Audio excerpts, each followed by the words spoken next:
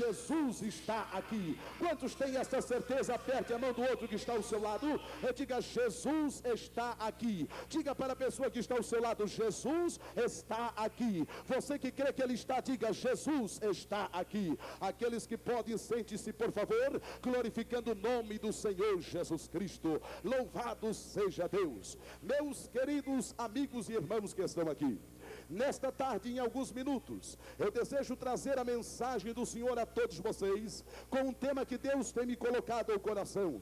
E o tema que eu desejo dar a esta mensagem é: as 7 palavras da cruz. Meus amigos, sabemos que Jesus Cristo, Ele foi crucificado. De um modo nós entendemos ao lermos a Bíblia, o sofrimento que Jesus teve quando Ele foi para a cruz. Mas entendam por favor uma coisa: quando Jesus Cristo, Ele estava na cruz, pendurado entre o céu e a terra, lá na cruz, Jesus Cristo, Ele proferiu palavras. Não foi uma palavra, não foram 2 palavras e nem 3 palavras. Jesus proferiu algumas palavras estando na cruz, entre o céu e a terra. E nós desejamos esta tarde trazer a vocês acerca destas palavras que Jesus proferiu do alto da cruz. E cada palavra existe um significado, existe algo que fala muito forte ao coração de cada um de nós. E quantos creem nisso e podem exaltar o nome do Senhor Jesus Cristo, digam glória a Deus nessa tarde. Ou as 7 palavras que Jesus proferiu do alto da cruz. Meus amigos, sempre há últimas palavras antes de uma pessoa morrer. Nós não gostamos de ir a um velório, mas quando se vai a um velório, se procura saber qual foram as últimas palavras que a pessoa proferiu antes de morrer. E alguém pergunta quem estava mais chegado, mais próximo, ou qual foram as últimas palavras deste que faleceu. Meus amigos, Jesus também, Ele proferiu últimas palavras. E eu desejo levar a vocês acerca da primeira das últimas 7 palavras que Jesus proferiu na cruz. A primeira delas está registrado em Lucas, no capítulo 23 e no versículo de número 33 e 34, que desejo ler, que diz: e quando chegaram ao lugar chamado a Caveira, ali o crucificaram, e aos malfeitores, um à direita e outro à esquerda. E dizia Jesus: Pai, perdoa-lhes, porque não sabem o que fazem. Ou aqui está a primeira das últimas palavras que Jesus proferiu estando na cruz. E esta palavra foi o quê? Uma palavra de perdão. A Bíblia Sagrada diz que Jesus, estando de braços abertos, e lá estavam todos aqueles que zombavam, que riam dele,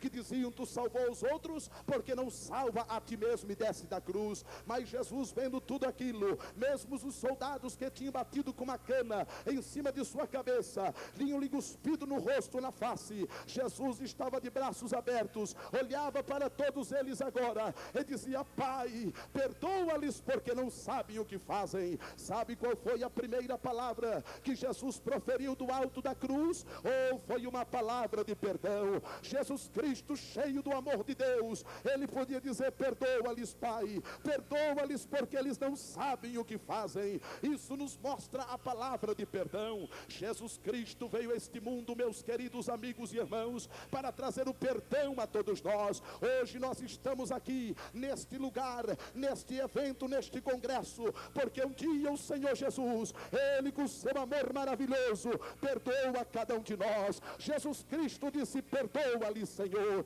Oh, meus amigos, quantos podem os irmãos glorificar o nome do Senhor, porque nós recebemos o perdão de graça de nosso Senhor. Levante a sua mão e diga: obrigado, Jesus, porque tu tens me perdoado.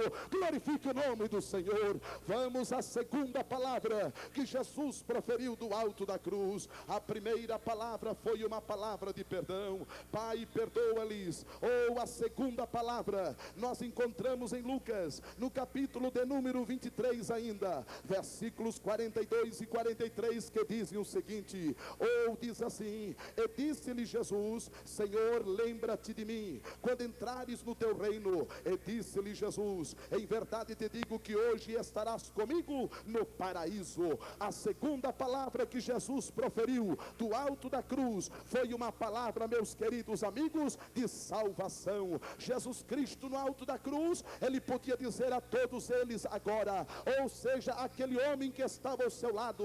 Havia dois malfeitores, um à direita e outro à esquerda, mas a um deles o Senhor Jesus disse agora, quando ele arrependido, disse: Senhor, lembra-te de mim, quando entrares no teu reino. O Senhor disse: hoje estarás comigo no paraíso.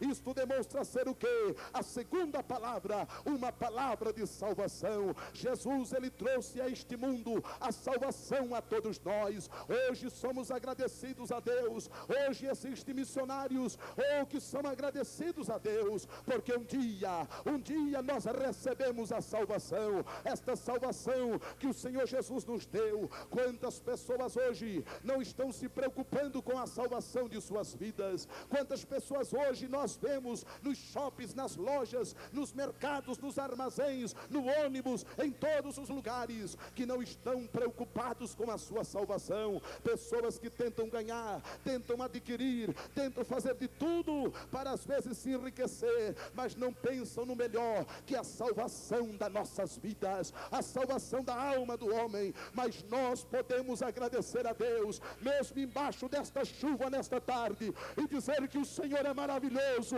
e nos deu a salvação de graça. Quantos podem levantar a mão e dizer: glória a Deus pela salvação da minha alma, glorifique o nome do Senhor? A terceira palavra que Jesus proferiu do alto da cruz, a terceira palavra nós encontramos em João, no capítulo de número 19 e o versículo de número 26 e 27. João, capítulo de número 19, versículo de número 26 e 27, quando a Bíblia Sagrada diz assim: ora, Jesus, vendo ali a sua mãe, e que o discípulo a quem ele amava estava presente, disse à sua mãe: mulher, eis aí o teu filho. Depois disse ao discípulo: eis aí a tua mãe. E desde aquela hora o discípulo a recebeu em sua casa. Aqui nós encontramos a terceira palavra que Jesus proferiu do alto da cruz. E você vai dizer: pregador, qual é esta terceira palavra? A primeira palavra é uma palavra de perdão, a segunda palavra, uma palavra de salvação, e a terceira palavra, pregador, a terceira palavra, uma palavra de cuidado.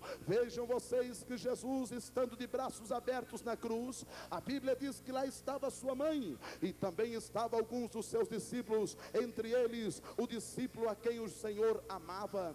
E quando Jesus, do alto da cruz, ele viu a sua mãe, ele disse: mulher, eis aí o teu filho. E Jesus olhou para o discípulo, diz a Bíblia, quem ele amava, que em outra tradução nós encontramos dizer ser João, e disse: eis aí a tua mãe. E diz a Bíblia que naquele momento o discípulo a recebeu em sua casa. O que é que nós encontramos aqui? Uma palavra de cuidado. Jesus, do alto da cruz, ele teve cuidado da sua mãe. Agora, se Jesus teve cuidado da sua mãe, ele também tem cuidado de nós. Quando nós olhamos para a Bíblia Sagrada, nós lemos em Mateus, no capítulo de número 12 e o versículo de número 50, algo muito importante acerca da família de Jesus. Vejam o que diz Mateus, capítulo de número 12 e o versículo de número 50, quando a Bíblia Sagrada nos relata o seguinte, ou a partir do versículo 49: e estendendo a sua mão para os seus discípulos, disse: eis aqui minha mãe e meus irmãos, porque qualquer que fizer a vontade do meu Pai que está nos céus, este é meu irmão, minha mãe e meus irmãos. Quantos podem glorificar o nome do Senhor? Você e eu somos irmãos de Jesus. Jesus disse: e todo aquele que fizer a vontade do meu Pai que está nos céus, este é meu irmão, minha irmã e minha mãe. Como Jesus teve cuidado agora, de sua mãe que estava lá, porque segundo nós entendemos pela tradição, a mãe de Jesus estava aos cuidados de Jesus, porque o pai de Jesus, naquele momento nós não encontramos mais a Bíblia relatando. Então seria que ele haveria de falecer, ou teria falecido, sendo então agora Jesus que tinha o cuidado da sua mãe. E aconteceu o que? Aconteceu, meus queridos amigos, que foi então Jesus transferido o cuidado para João, seu discípulo, discípulo amado, assim como Jesus teve cuidado da sua mãe, Ele está olhando para você, meu irmão, Ele está olhando para você, minha irmã, Ele está olhando para você, jovem, Ele está olhando para você, e Jesus tem cuidado de você. Talvez você pense, Jesus não olha para mim,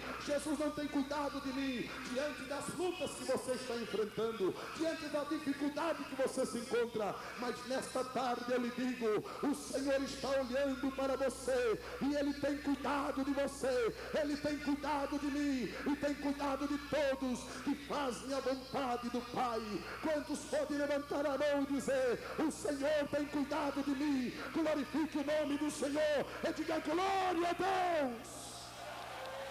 A terceira palavra, uma palavra de cuidado. Oh, Jesus, Ele cuida de cada um de nós, mesmo em situações difíceis, mesmo em momentos difíceis, o Senhor tem cuidado de cada um de nós. Agora vamos à quarta palavra, que você quer saber, que Jesus proferiu do alto da cruz. A quarta palavra, escute-me bem por favor, está registrado em Mateus, no capítulo de número 27, e o versículo de número 46, Mateus capítulo de número 27, e o versículo de número 46, eu quero dizer a vocês, que Deus me chamou para ser um pregador, mas eu não sei pregar sem estar lendo a Bíblia constantemente. Mateus capítulo 27 e o versículo 46, que diz assim: e perto da hora nona, exclamou Jesus em alta voz, dizendo, Eli, Eli, lama sabachthani, isto é, Deus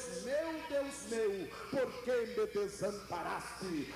Ou aqui está a quarta palavra, que Jesus proferiu do alto da cruz, e você vai dizer nesta tarde, oh irmão Márcio, esta quarta palavra, ela nos fala do quê? Ela nos fala de solidão. Jesus Cristo sentiu uma solidão tremenda. Oh, quando Ele estava na cruz, Jesus Cristo sentiu a solidão tremenda. Você sabe quando aconteceu a primeira vez que alguém sentiu solidão? Foi o homem chamado Adão. Adão, ele sentiu uma solidão tremenda. E você sabe por quê? Porque Adão tinha comunhão com Deus. A Bíblia diz que todos os dias Deus visitava o homem, Deus caminhava com o homem. Você já pensou isso? Deus andava com o homem no jardim, Deus falava de frente com o homem, junto com o homem. Mas no momento que o homem pecou, o homem desobedeceu a Deus, a Bíblia Sagrada diz que o homem foi expulso do jardim, e lá fora do jardim o homem sentiu uma solidão tremenda, uma solidão muito grande, solidão que tomou conta do homem. E você sabe qual foi a solidão? A solidão por falta da comunhão do homem com Deus, de Deus com o Criador. Oh, aleluia, que seja com aquele que Ele havia feito a solidão. Mas a Bíblia diz que Jesus, Ele veio, senhoras e senhores, a este mundo, e lá no alto da cruz, Ele sentiu uma solidão tremenda. Imagine você a solidão que Jesus sentiu quando Jesus no alto da cruz, Ele agora olhava para Deus, e quando Ele olhava para Deus, Deus virava o rosto. Deus não olhava mais para Jesus, Jesus olhava para o céu, e Deus não estava mais olhando para Ele. Deus virou o seu rosto. Jesus naquele momento sentiu uma solidão tremenda. E você vai dizer, mas Deus é ruim. Não, você sabe por que Deus virou o rosto? Porque Deus olhou para Jesus e viu em Jesus o quê? Os meus e os teus pecados, e os meus e os seus pecados que estavam sobre Jesus. Você já pensou acerca disso? Os pecados da humanidade recaíram sobre Jesus. E Deus não olhou agora para o seu filho, e Ele sentiu uma solidão tremenda. A Bíblia Sagrada nos diz, quando nós lemos, senhoras e senhores, irmãos queridos, a Bíblia nos apresenta algo em 1 Coríntios 15:3, diz assim, porque primeiro vos entreguei o que também recebi, que Cristo Jesus morreu por nossos pecados. os pecados meus e teus estavam sobre Jesus. Um momento de solidão. Vamos agora parar um pouquinho acerca desta quarta palavra, a palavra de solidão que Jesus sentiu. Quantos missionários às vezes no campo estão sentindo uma solidão? Vamos parar agora um pouquinho. Quantos missionários às vezes, esposa doente, filho às vezes doente, sem dinheiro, lá no campo missionário, estão sentindo uma solidão, longe da família, longe dos parentes. E nós temos a casa, temos o conforto, temos o carro, mas às vezes eles lá estão sentindo a solidão tremenda. Quando nós olhamos para tudo isso, nós sentimos realmente que precisamos fazer mais, que precisamos ajudar mais. Deus requer de cada um de nós. Quantos podem levantar a mão e glorificar o nome do Senhor Jesus? Diga glória a Deus para Jesus. Solidão. Solidão foi a quarta palavra que Jesus proferiu do alto da cruz. Mas a quinta palavra, e você deve estar dizendo, pregador, mesmo embaixo dessa chuva gostosa que Jesus está mandando, qual é a quinta palavra que Jesus proferiu do alto da cruz? Então escute, por favor, abra sua Bíblia, você que tem a Bíblia, em João no capítulo 19 e o versículo de número 28, onde encontramos a quinta palavra que Jesus proferiu do alto da cruz. João capítulo 19 e o versículo de número 28, que diz: e depois, sabendo Jesus que já todas as coisas estavam terminadas, para que se cumprisse as escrituras, ele disse: eu tenho sede. Aqui está a quinta palavra que Jesus proferiu do alto da cruz. Esta palavra é o que, pregador? Para você que está prestando atenção, esta palavra, quando Jesus, de braços abertos, ele estava dizendo: eu tenho sede. E você vai dizer, pregador, Jesus disse: eu tenho sede. Agora entenda uma coisa, por favor. Quando Jesus estava dizendo: eu tenho sede, você vai dizer, pregador, mas não foi Jesus que disse há uns dias atrás, quando numa festa, no sétimo dia, o último dia da festa, Jesus se colocou em pé e disse assim: quem tem sede, venha a mim e beba. Quem tem sede, venha a mim e beba. Foi Jesus que disse isso. Quantos creem que foi Jesus que disse isso? Levante a sua mão e dê glória a Deus. Então existe alguma contradição, porque agora Jesus, no alto da cruz, ele estava dizendo: eu tenho sede. Se dias atrás Jesus dizia: quem tem sede, vem a mim e beba. Agora, para todos ouvir, ele estava dizendo: eu tenho sede. Mas você sabe que há uma diferença de água? Sim, aquela água que Jesus estava dizendo: quem tem sede, vem a mim e beba, era, meus queridos amigos, a água da vida, a água que jorra para a vida eterna, a água que um dia nós bebemos. E quantos beberam esta água da vida? Levante a sua mão e glorifique o nome do Senhor. Glória a Deus, água da vida. Nós um dia bebemos e hoje temos esta salvação gloriosa. Mas aquela água, escutem, aquela água que Jesus, ele estava dizendo no alto da cruz: eu tenho sede. Esta água não era a água que Jesus falou lá, mas era água potável, era água de beber, era água do poço, era água que nós bebemos para saciar a nossa sede no sentido físico. Era esta água que Jesus queria.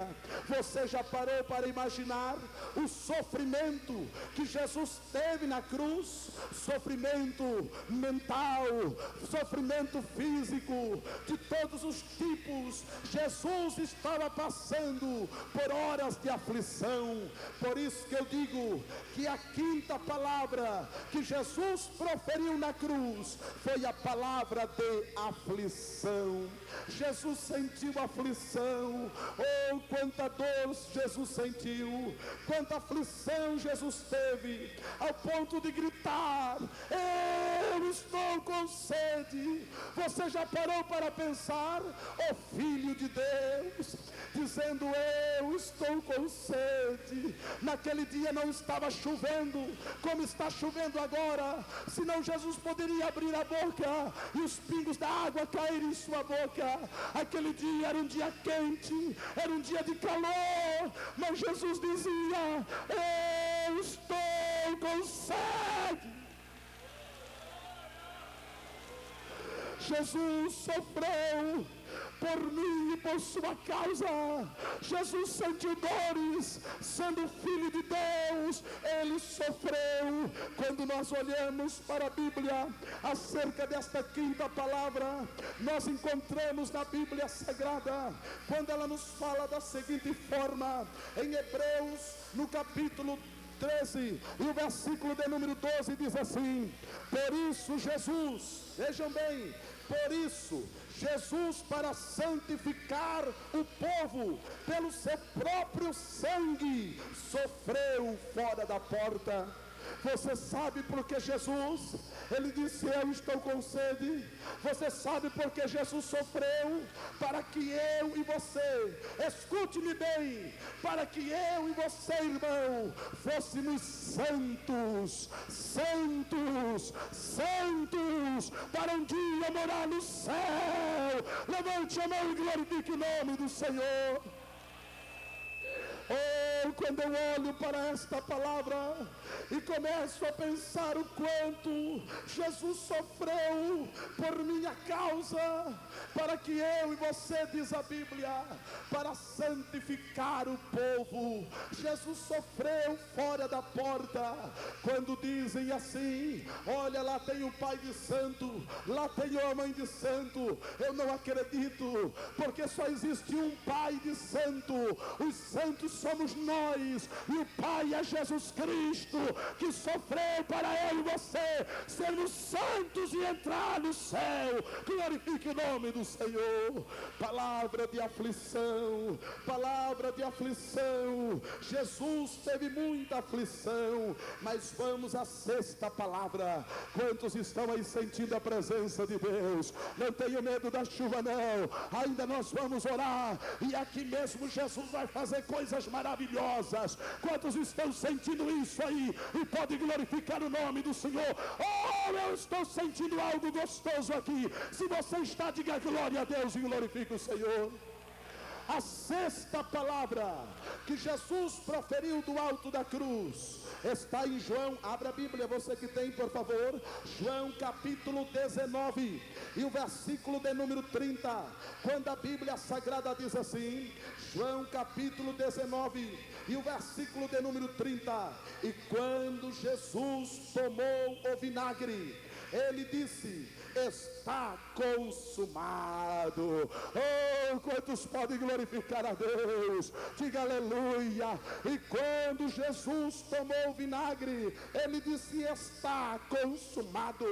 Meus queridos amigos, a sexta palavra que Jesus proferiu foi o que? Uma palavra de vitória. Aperte a mão do seu irmão que está ao seu lado e diga: uma palavra de vitória. Aperte a mão da irmã que está do seu lado e diga: uma palavra de vitória. Oh, louvado seja Deus. A sexta palavra, uma palavra de vitória.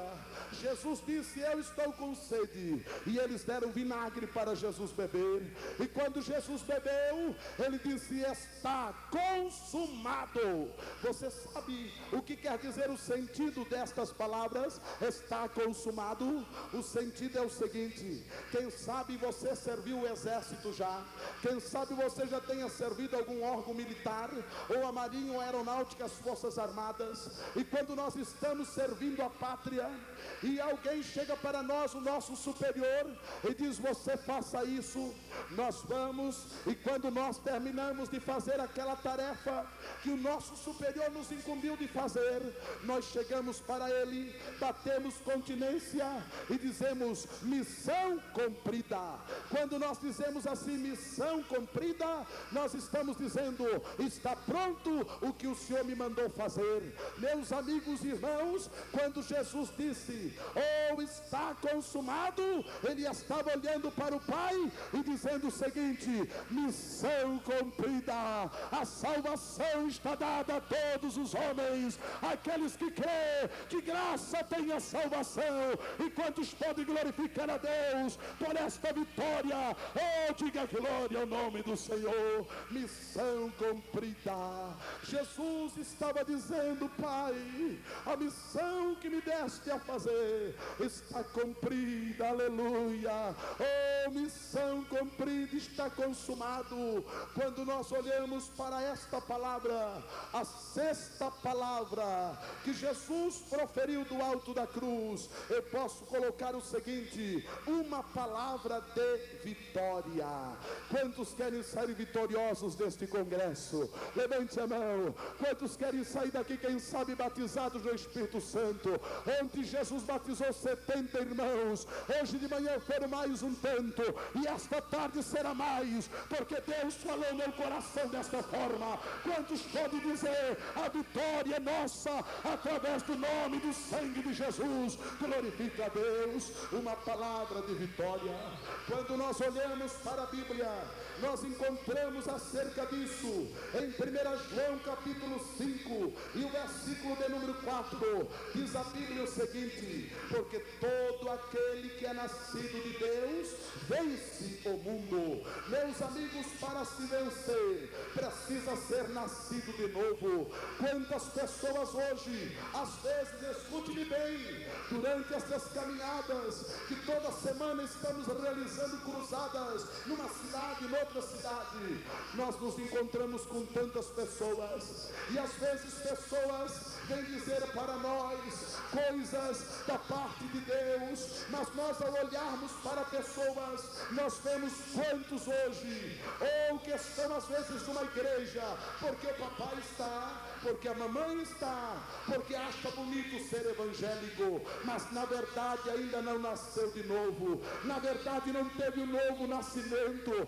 precisa nascer de novo. E a Bíblia diz que todo aquele que é nascido de Deus, ele vence o mundo. Quando Jesus disse missão cumprida, ele estava dizendo: a vitória é nossa. E quantos aqui podem dizer aleluia, eu já nasci de novo, eu já nasci de novo? Glorifique o nome do Senhor e exalte a Deus nesta tarde. Oh, vamos à sétima e última palavra que eu desejo frisar bem a vocês nesta tarde. Talvez você vai dizer: pregador, nós estamos num congresso de missão, o Senhor não se tocou ainda que nós temos que falar de missão? O Senhor está trazendo uma mensagem de cunho evangelístico, uma mensagem para pecadores, e quem sabe há pecadores aqui que precisam nesta tarde aceitar a Jesus. Mas escute bem, a sétima palavra que Jesus proferiu do alto da cruz, para você se recordar bem, a primeira palavra foi uma palavra do quê? Uma palavra de perdão. A segunda palavra foi uma palavra de quê? Uma palavra de salvação. A terceira palavra, uma palavra do quê? De cuidado. A quarta palavra foi uma palavra do quê? De solidão. A quinta palavra, de aflição, de dor, de angústia. A sexta palavra, uma palavra de vitória, missão cumprida. E a sétima palavra, pregador, abra sua Bíblia e vamos ver. A sétima palavra que Jesus proferiu está registrado em Lucas capítulo 23 e o versículo 46, que diz assim: e clamando Jesus com grande voz disse: Pai, nas tuas mãos entrego o meu espírito. E havendo dito isso, expirou. Pai, nas tuas mãos eu entrego entrego o meu espírito. Aqui está a sétima palavra. Me escutem bem, por favor. A sétima palavra: Pai. Diga comigo: Pai, nas tuas mãos entrego o meu espírito.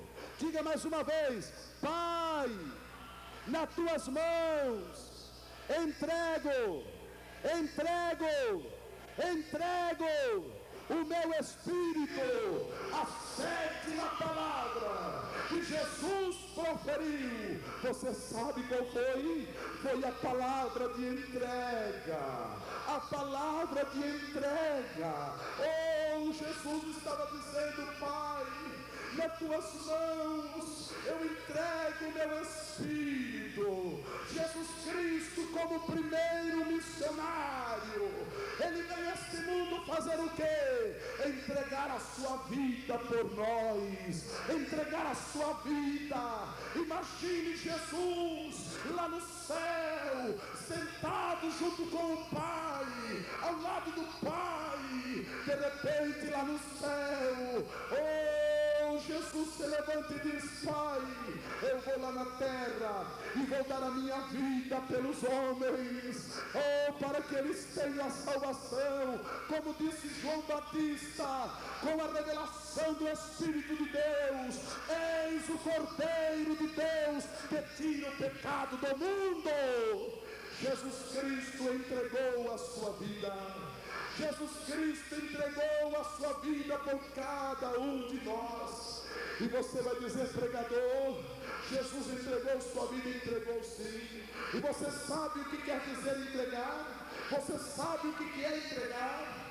Quantas pessoas hoje dizem: eu estou fazendo a obra de Deus, mas você não entregou a sua vida 100% para Jesus. Às vezes até alguns missionários que vão para o campo e voltam daqui a alguns meses sem nenhum sucesso, e aí se pergunta por quê? Será que faltou dinheiro? O que aconteceu? É que não entregaram a sua vida 100% para Jesus, para se fazer ao trabalho de Deus, para se fazer a obra de Deus. Precisa entregar. E entrega fala do quê? De renúncia. Escute bem. Se eu tenho em minhas mãos, me dá aquele CD, por favor, aqui, pastor Anísio.